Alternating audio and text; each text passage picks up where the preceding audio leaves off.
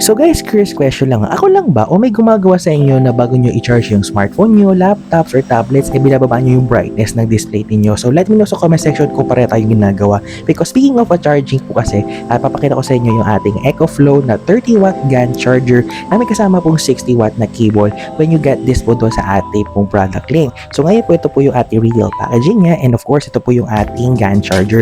Napakaliit lang po niya. So actually, nagkala nga ako maliit lang siya pero 30 watt po siya because meron akong mga charger dito na 5 watts lang. Ganito po paliit. So syempre meron pong mga alam naman natin na mga charger doon sa ibang brands na 5 watts lang dati binibigay. But this one po kayang-kaya po niya mag-charge para doon sa ating iPad. So ito po papakita ko sa inyo, may kasama tayong cable. Nilalagay na po natin siya right now sa ating pong cable po. At ito na po i-charge na po natin yung iPad. So napaka-base po niyan, i-charge po yan. Napaka-compact lang po niya dalhin kung kailangan niyo pong dalhin siya. Sabihin na po natin sa mga hotel or sa mga ibang area po, tsaka maliit lang po talaga yung footprint po ng ating GAN charger. So yan, napakaganda po niyan. Sobrang ginagamit ko talaga for our iPads. If you want to get this one right now, click nyo na po yung product link sa video po na ito.